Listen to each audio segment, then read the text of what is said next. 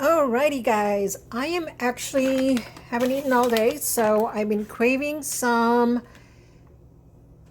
chickenless chicken strips. So actually one of my favorite is by Gardein. I'm starting to like a lot of their products. I've actually switched over from Boca products to Gardein because their crumbles are actually better. Morningstar used to have great crumbles, but they had started adding eggs to it, which then I stopped eating Morningstar, and then Boca was not as flavorful. So Gardein is, or of course I'm probably pronouncing it wrong, so my mistake.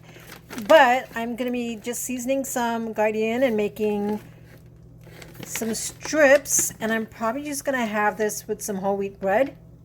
I've already chopped up all my stuff that I need, some tomatoes, onions. I love onions. Plus, I ordered groceries delivery from Whole Foods a couple weeks ago, and my onions are going bad. So, which onions do have a longer shelf life. So I'm shocked that my onions are going bad. My onions usually last me a pretty good time. Actually, several months before it even starts to go bad. Fresh garlic. Right here, I've got some fresh spinach to add to it. I actually had a pack of fresh spinach and went through it. It started going bad, but still could save some spinach. So I'm going to add some greens to it. Of course, I'm going to add some paprika, turmeric, and a little bit of chili powder. Like I said, I am not editing my videos, so as you see it, you're going to get it raw. And some Himalayan salt. I do not put a lot of salt in my food, so the lower sodium, the better. And I think that's about it. So, FYI, yeah, I use this pan a lot. This is one of my favorite pans. It comes from a specific set that my mother bought me.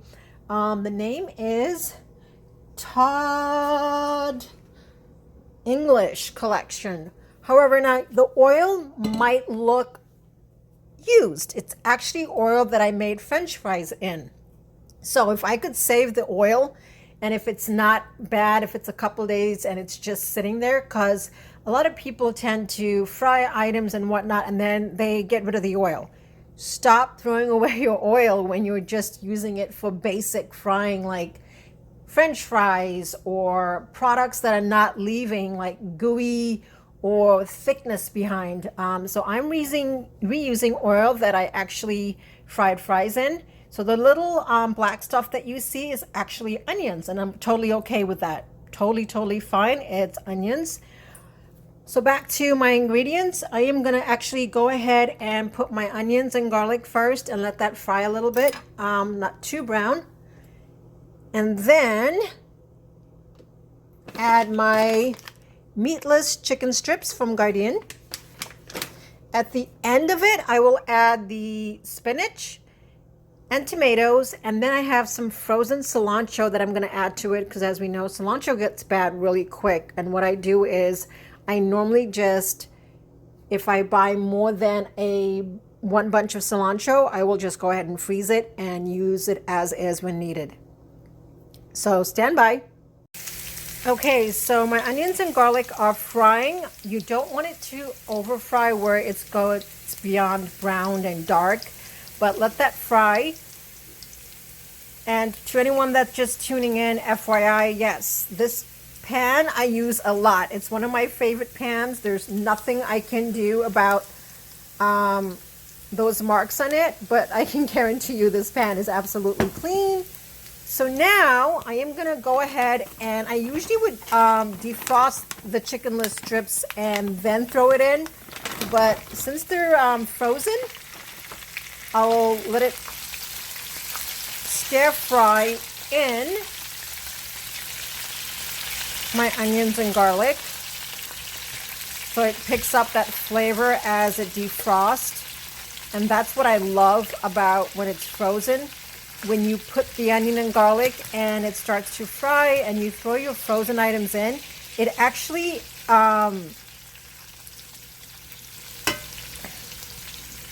excuse me one second. It's my other phone, my work phone's going off. It actually absorbs the flavor of the onion and garlic better when it's frozen. So as it starts to defrost, when you have it mixed, it absorbs it better, and I love that flavor. Hence why I also added extra onions to it. I love onions, and I can eat onions raw with my food. So I am going to turn this up. So as my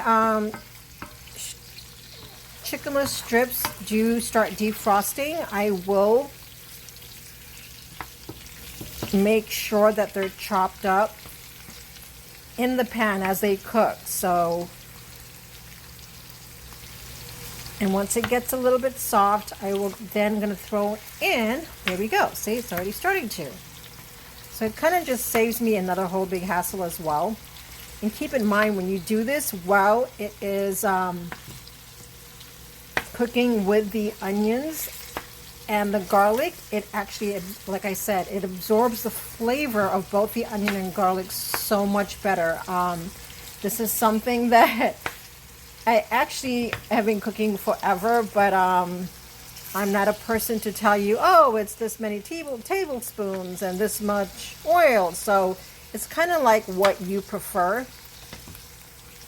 Now normally I would have these cut in like the perfect cubes and be completely OCD about my style, but I'm hungry and I'm trying to cook something really quick, and usually something like this will literally take me not more than 30 minutes and done, but then I don't end up eating it for like hours later. I don't know. When I cook, I cannot eat my food right away, so I let it sit a couple hours before I even get to it. But like I said, I'm just trying to get my appetite back. You know, I've lost a lot of unhealthy weight, not on purpose. If you go back to my previous videos, you'll know why I had weight loss. So in quarantine, I thought that I would be gaining a lot of weight, especially with my ice cream addiction that I'm trying to slow down on. But good thing is, all the ice cream I had, I just have half a quart of Kit Kat ice cream that is probably going to get finished after I enjoy this. Hopefully not, because I want to enjoy this. So like I said, everybody excuse all of this. This is because this is one of my favorite pans, and there's nothing I can do about it. All the scrubbing in the world couldn't take that out. If you have any recommendations how I can remove this, because I am going to be moving soon, and this is one of my pans that I will be taking with me.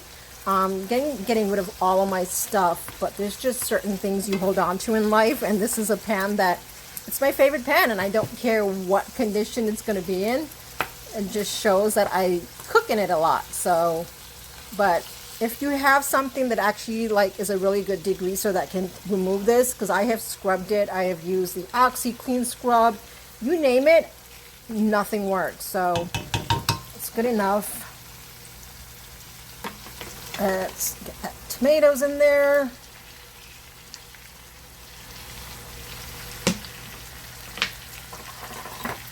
Let's throw in a little bit of turmeric. Now, pretty much all my meals have turmeric. I love turmeric. It's one of my main ingredients. Some paprika, only because I love, it's not even because of the flavor of the paprika, I just love my food to be red. I don't know if that's an Indian thing. And then, of course, chili powder. I never run out of chili powder, but unfortunately, due to the whole stay-at-home orders and quarantine, I am out of chili powder. So that is the last of my chili powder. So let's get that mixed up in there. It's actually almost done. And then I will throw in some, at the end, some frozen cilantro.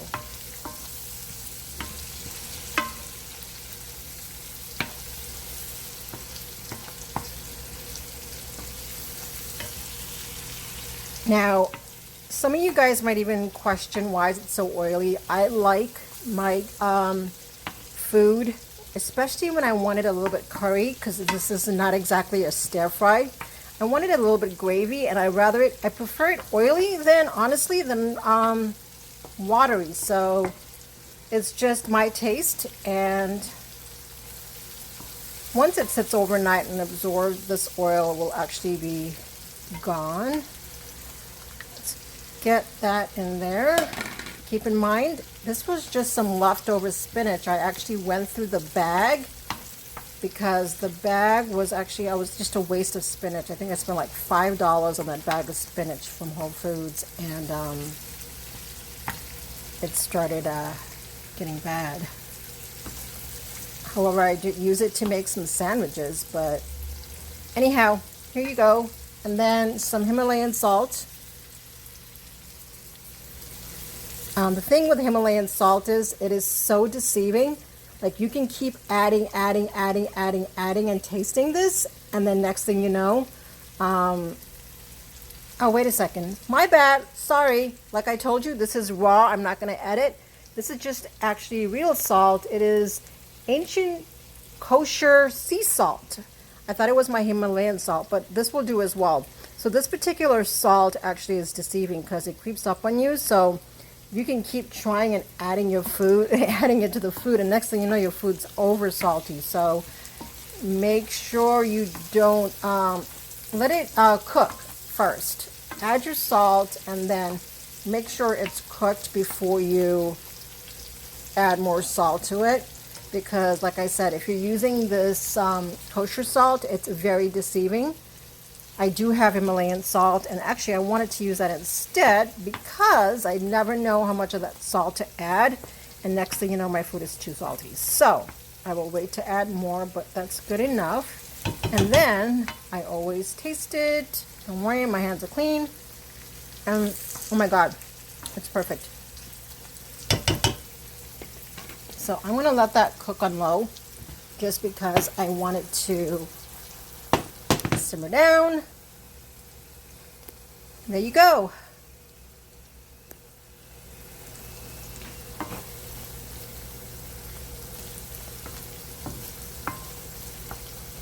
By the way, so Gardein products are amazing. I have a lot of their products. What's left in the kitchen or in the freezer is this is it. This is all I have left. I have to do another. So I love their meatballs. They're classic meatless meatballs. I use this for all my pasta dishes. Another pack. And of course, I stock up on the crumbles. I posted 2 videos using crumbles.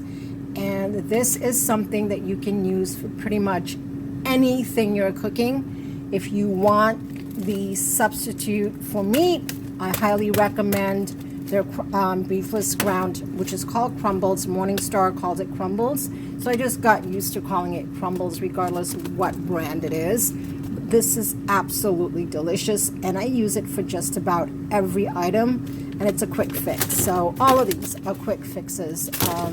Absolutely love it. All right, let's check on my food. See, that's just it. It might have come out a little bit salty, but it's okay. I'm going to actually have this with either cauliflower rice or, no, I think I might just have this with some regular whole wheat bread. Thank you. Peace and love. Signing off, Lotus Size Gypsy.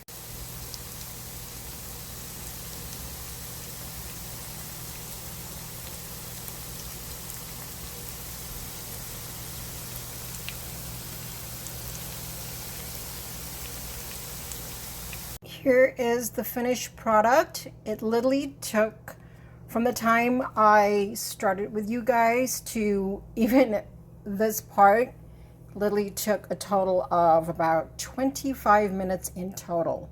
So I will be having this with some whole wheat bread, and it's simple. It's got some flavor, it's spicy, and it's delish. Like, oh my God. And it's crispy, and I can literally taste the onions and smell the onions. It's amazing. Oh my God. I can't get over this. Like sometimes when you cook in the moment cravings and you're experimenting, it's when it comes out the best. So this was a quick vegetarian craving, and I can actually eat it as is, but I do want some carbs in me. So I'm gonna have some whole wheat bread with it. Thank you for watching. Peace and love.